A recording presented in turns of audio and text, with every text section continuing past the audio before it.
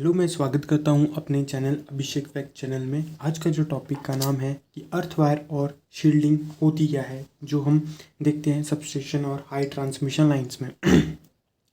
सबसे पहले अगर हम बात करते हैं कि जो अर्थवायर होती है वो बनती किसकी है, तो सबसे पहले ये बनती है हमारे पास गैल्वेनाइज्ड स्टील वायर की। अब हम बोलेंगे कि ये गैल्वेनाइज्ड स्टील होता क्या है। जब भी हम स्टील में जिंक की कोटिंग करते हैं तो उस चीज़ को बोलते हैं हम गैल्वेनाइज्ड स्टील। अब ये जो जिंक की कोटिंग जो है हमारे पास स्टील में की जाती है, तो ये हमें जो है करोजन से जो है प्रोटेक्शन करके देती है। और जिंक की कोटिंग से हमारा जो रेजिस्टेंस होता है ओवरऑल वायर का वो बहुत ज़्यादा कम हो जाता है, क्योंकि ये जो चीज़ें होती है वो टॉप में लगती है। जैसे कि अगर हम एक छोटी सी वीडियो में आपको दिखाता हूँ, उसमें आपको पता चलेगा कि हमारे पास जो शील्डिंग होती है सबस्टेशन में वो किस प्रकार से जो है दी जाती है। और अर्थ वायर का हम बताएंगे कि जैसे जो बड़े बड़े टावर्स होते हैं ट्रांसमिशन लाइंस के, तो जिसमें इलेक्ट्रिकल शॉक का बोल सकते हैं कि लाइटनिंग का जिसमें जो है ज़्यादा खतरा होता है, वहाँ पर हम जो अर्थ वायर का इस्तेमाल करते हैं। और शील्डिंग हम सब स्टेशंस में करते हैं लाइटनिंग से उसकी प्रोटेक्शन करने के लिए। जो छोटी सी एक वीडियो है उसमें आप देख सकते हो कि ये चीज़ें क्या है। तो ये जो वायर्स ऊपर आप देख रहे हैं जो जाले की फॉर्म में, इसको बोलते हैं सील्डिंग। ये प्रोटेक्ट करती है हमारे लाइटनिंग स्ट्रोक से सबस्टेशन को, वरना इक्विपमेंट के ऊपर पड़ेगी तो हैवी लॉस हो सकते हैं हमारे इकोनॉमिक, और जो यहाँ पे इंसान काम करते हैं उनकी भी जान मान को खतरा हो सकता है। इसके लिए ये सील्डिंग करते हैं। इसको डायरेक्ट अर्थ कर दिया होता है ताकि शॉक ना लगे। और एक लेवनाइज स्टील की बनी होती है। जैसे आपने देखा होगा कि मैंने अपने वीडियो में आपको बताया, तो वहाँ पर अगर हम बात करें कि जो हमारे पास अर्थ वायर या शील्डिंग, तो इसका ये इस्तेमाल है सबस्टेशन जो अभी वीडियो में दिखाया, हाई ट्रांसमिशन लाइन जो हमारे पास ये देखने को मिलती है। बस हमारे पास ये है कि जो हमारे पास अर्थ वायर होती है उसको हम डायरेक्ट जो है वो ग्राउंडिंग नहीं करते हैं, वो किसी एक 3 फेज़ मशीन के थ्रू उसको जो है ग्राउंडिंग की जाती है।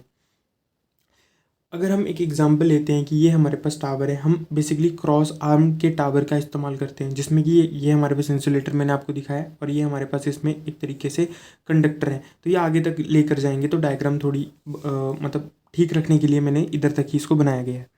अब क्या है कि जब भी हमारा जो है डायरेक्ट लाइटनिंग होगी, अब डायरेक्ट लाइटनिंग के ऊपर हमने पहले भी एक वीडियो बनाई है कि डायरेक्ट लाइटनिंग को अगर हम स्टोर कर सकें या इसका इस्तेमाल कर सकें तो हम एक दिन में कितने घरों को हम जो है चला सकते हैं, और लाइटनिंग की वजह से हमारे जो इक्विपमेंट्स होते हैं उसको क्या इफ़ेक्ट पड़ता है। तो ये जो 2 वीडियो की लिंक है ये मैं अपने डिस्क्रिप्शन में आपको जो है दे दूँगा।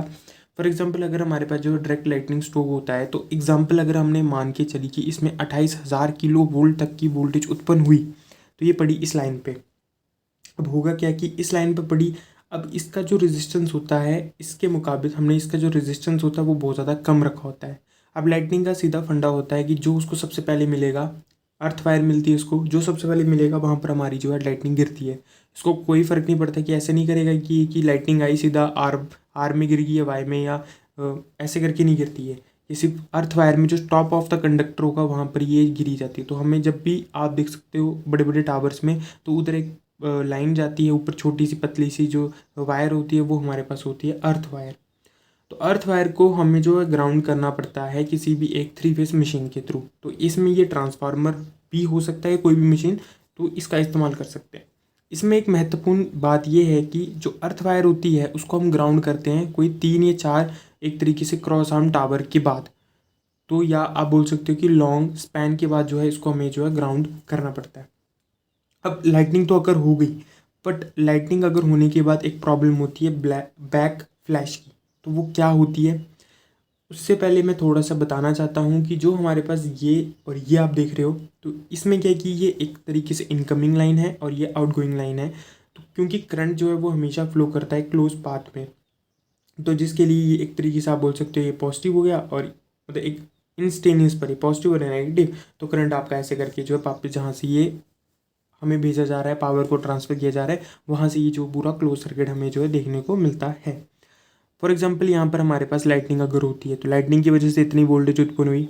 अब क्या होगा कि यहाँ पर एक ट्रांसफार्मर हमने स्टार कनेक्टेड होगा, तो वहाँ के न्यूट्रल वायर के साथ कनेक्ट होगी और न्यूट्रल से हमारे सीधा ग्राउंडेड हो जाएगी।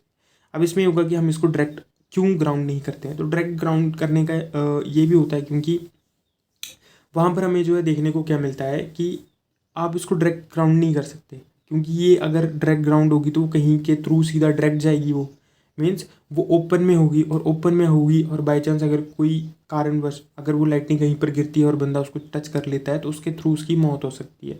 तो हम जो है जो अर्थ वायर होती है उसको हमें जो है किसी एक 3 फेस के न्यूट्रल के साथ कनेक्ट करके फिर वहाँ पर जो है हमें इसको जो है ग्राउंड जो है करना पड़ता है कि सेफ्टी के लिए। तो ये अंदर ही अंदर फिर जो है ऐसे करके ग्राउंड हो जाती है, ओपन नहीं होती है, इनसाइड ही होती है। जैसे ट्रांसफार्मर, तो ट्रांसफार्मर के फिर इनसाइड ही हो जाएगी ये। तो अब होगा क्या कि हम मानते हैं कि जैसे इतनी वोल्टेज पर जो हमारे पास करंट है वो 6 मेगा एम्पेयर तक का करंट हमें इतना ही देखने को मिलेगा आसपास। ये मेरी एज्यूम वैल्यू है, वोल्टेज भी एज्यूम है क्योंकि बहुत ज़्यादा हाई वोल्टेज हमें जो है देखने को मिलती है। तो फॉर एग्जांपल हमने जो है 6 मेगा एम्पेयर तक की जो है हमने करंट लिया। अब हमारा जो रेजिस्टेंस हमने जो ग्राउंडेड किया गया है अर्थ वायर को, उसका जो रेजिस्टेंस है वो मैंने मान लिया 0.01, ठीक है।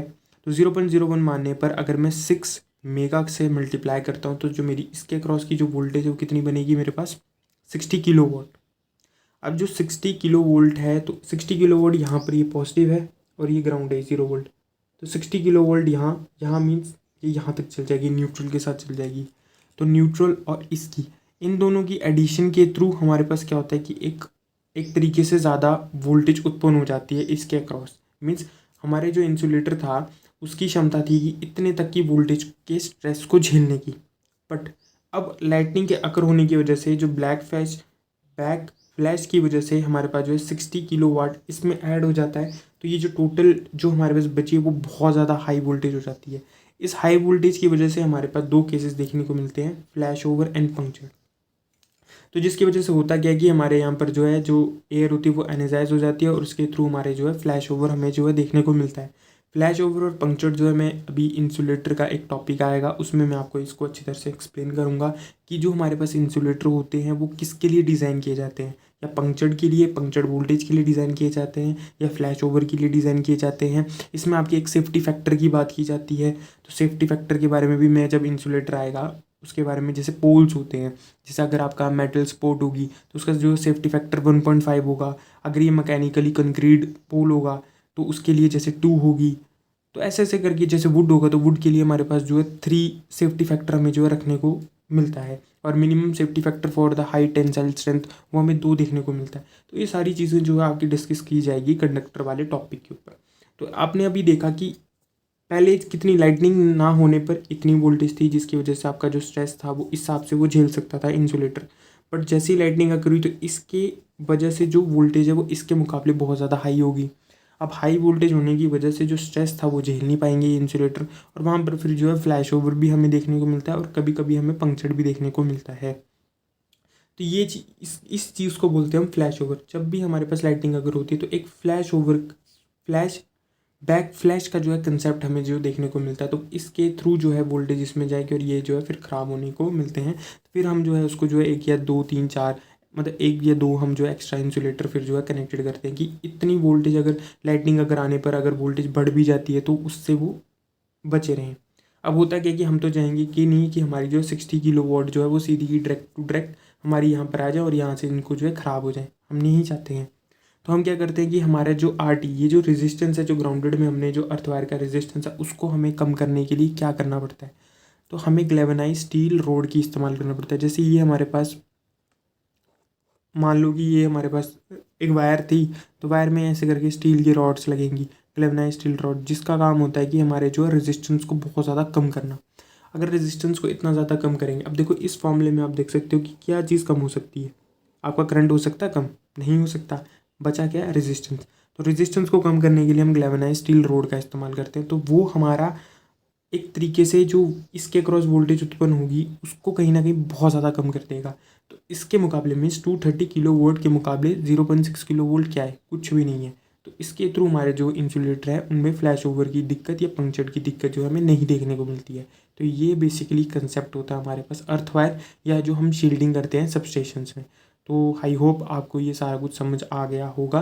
तो थोड़ा सा फिर से समरी कि इसमें प्रॉब्लम क्या है, डायरेक्ट लाइटनिंग की वजह से क्या प्रॉब्लम होती है, बैक फ्लैश की। तो ब्लैक फ्लैश के लिए हम क्या करते हैं कि ये बढ़ जाता है, इसको कम करने के लिए हम गैल्वेनाइज स्टील रोड का इस्तेमाल करते हैं। तो ये आपको चल गया होगा पता। अब तो इंपॉर्टेंट क्वेश्चन यहाँ पर सिर्फ एक यही बन जाता है कि अगर आप किसी कंपटीशन एग्ज़ाम की तैयारी कर रहे हो तो सबसे पहले की जो अर्थ वायर होती है उसको ग्राउंड कितना करते हैं, 3 से 4 पोल के बीच में इसको जो है हम ग्राउंड करते हैं। और सेकंड जो क्वेश्चन आपके कंपटीशन एग्जाम में आता है, गैल्वेनाइज्ड स्टील। अब जो गैल्वेनाइज्ड स्टील का हमारा क्या होता है कि जैसे स्टे वायर होती है, आपका स्ट्रक्चर्स होते हैं, कंपोनेंट स्ट्रक्चर कंपोनेंट हो गया, और ये आपकी अर्थ वायर। तो इन ये जो 3-4 चीज़ें होती है वो हमारे पास गैल्वेनाइज्ड स्टील की जो है बनी जाती है। तो आई होप आपको समझ आ गया होगा। आप जो कमेंट सेक्शन में मेरे को बता सकते हो कि जो स्टे वायर होती है जो हम पोल्स में कनेक्टेड करते हैं, फॉर एग्जांपल ये जैसे ये पोल है हमारे पास, यहाँ से हम इसको कनेक्ट करते हैं जो ग्राउंड है, तो इसके बीच का ये तो मैं बता ही दिया, इसके बीच का कितना एंगल होता है, और